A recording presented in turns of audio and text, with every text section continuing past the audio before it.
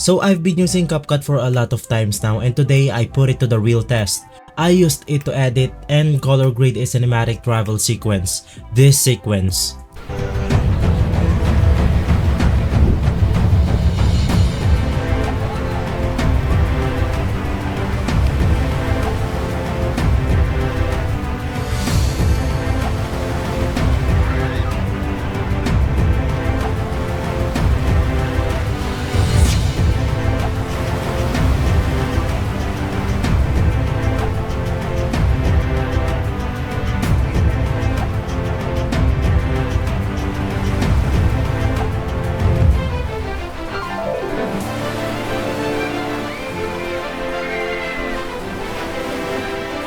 I think it looks great, and in this tutorial I'm gonna teach you how you could do color grading, speed ramps, beat editing, and I even used a touch of AI because AI is the word of the day, right?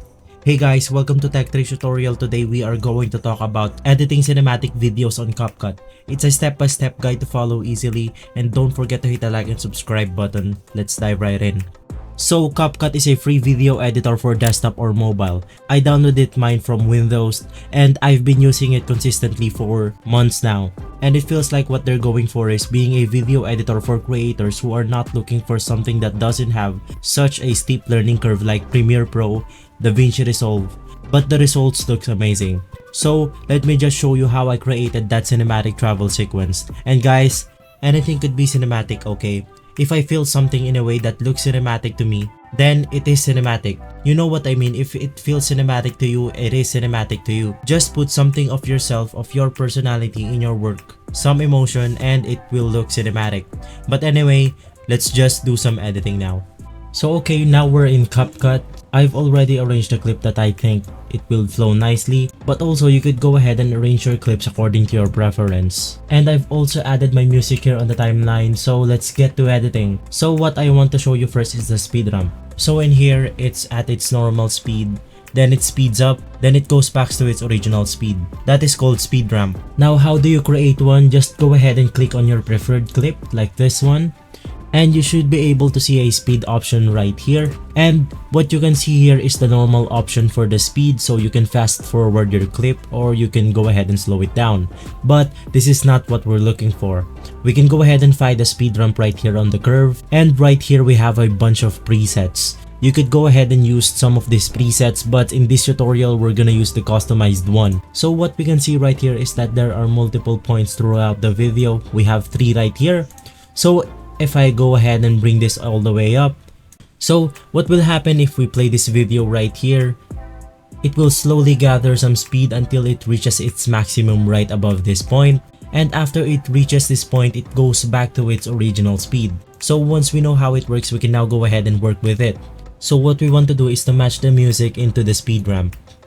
And once you find your music, you can just go ahead and add additional points right here. After adding some points throughout the line right here, I'm just gonna go ahead and speed the clip right above in here. And we're also gonna raise this.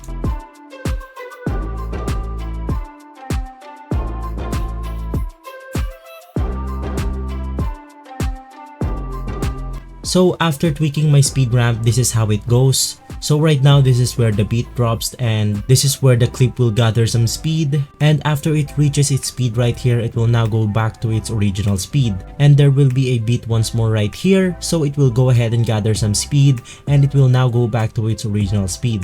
Of course, our speed ramp will not be the same because we will have different musics throughout our cinematic video. But now that you know how speed ramps work, we can now go ahead and proceed to the next step. Just take note guys, the best way to learn speed ramps is to do a lot of speed ramps. So you could go ahead and start now.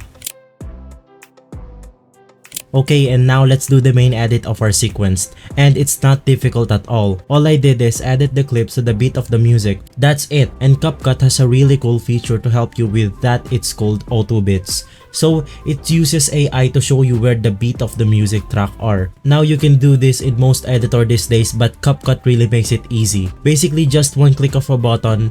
All you have to do is select your music and you have to hit this button right here. You could go ahead and choose beat 1, or you could go ahead and select beat 2. Beat 2 will detect every beat that the track has, while beat 1 will only detect some of the beats in the clip. We are not going to edit every beat, so we're just gonna go ahead and use beat 1 for this tutorial. So as you can see right here, every yellow dot is a beat. So all we have to do is arrange our clips and put them right under those beats below.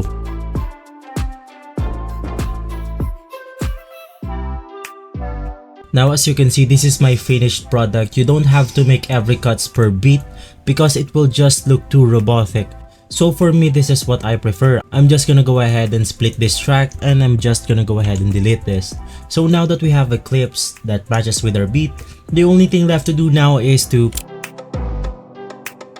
And then the next step is just adding sound effect. It's just that little extra to take your video to the next level. What I did first of all is a whoosh effect where the speed ramp is, and it just makes the speed ramp feel a little bit more dramatic, you know. And I also added some beach and ocean sounds throughout the video.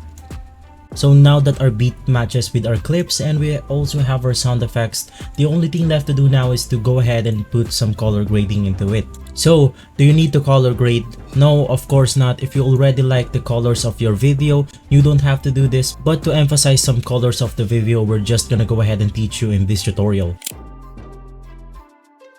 After clicking through the filter, you could see that there's a lot of template that you could go ahead and put into your clip right away. I'm just gonna go ahead and use San Francisco right here, and I'm just gonna go ahead and drag it inside our template. Now as you can see, the colors have changed in our clip, and what this means is that this is the only part that the colors will take effect in. So if we go ahead and play the video right here, you can see the color changes. So if you want to apply this throughout the whole of the video, you can just go ahead and do so. So right here, as you can see, we have changed the color of the entire video. You could also go ahead and change the strength of the filter right here. I'm just gonna go ahead and change it to 50 so it doesn't change the color that much. And now let's say if you still didn't want the colors of the video right here, we could go ahead and accurately change our colors. You could do that by clicking on this specific video that you're trying to change the color in, and just go ahead and click on the adjust option right here. After that, you are now presented with this option. So this is the basic options for the color grading right here. So let's say I want to make my clip more yellow so I get that sunny vibes. So let's go ahead and change the temp into a yellowish one. As you can see, the color yellow can pop up more. And let's say I want to change some saturation to make the colors pop. We can go ahead and also add some contrast. And I'm also going to add some illumination to emphasize those shadows. So as you can see, this is a lot different than what you see a while ago. You also could sharpen your video right here, or you could add some particles, fade, or vignette. You can go ahead and play around that, but we're just gonna stick with this one. You could go ahead and adjust every color of your clip right here. But once you're satisfied, we can now go ahead and proceed to the next one. So now that we're done with the basics, we can still go ahead and take this to the next level. So let's go ahead and click on the HSL option right here, and we can go ahead and basically target each color right here. So for example, we have red right here, and you can go ahead and change the hue, saturation, and brightness.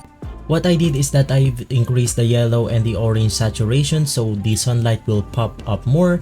Don't do it too much because it will look unnatural, just a little bit. And then in this tab right here is where we could see the curves. So for the first one is our brightness. This will affect the entire video. For the bottom one right here, this affects the shadow.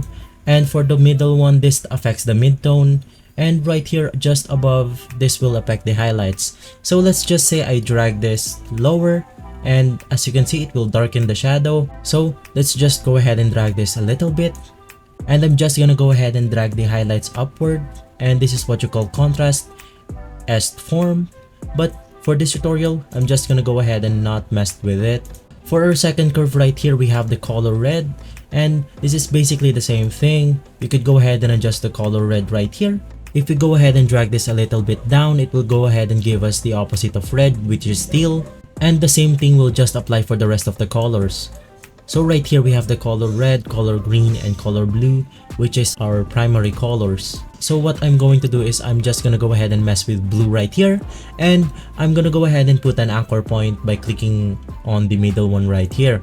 And as you can see, there's a blue dot right now, which means that there's an anchor point in the middle. And what I'm going to do is I'm gonna go ahead and drag the shadow a little bit more, which will produce a color more yellow. And for the highlight, we're just gonna go ahead and drag this a little bit upwards so it will go ahead and give us some warm feeling. So as you can see, there are no rules here. You can go ahead and add it as much as you want or according to your preference. Just don't overdo it because it will look unnatural.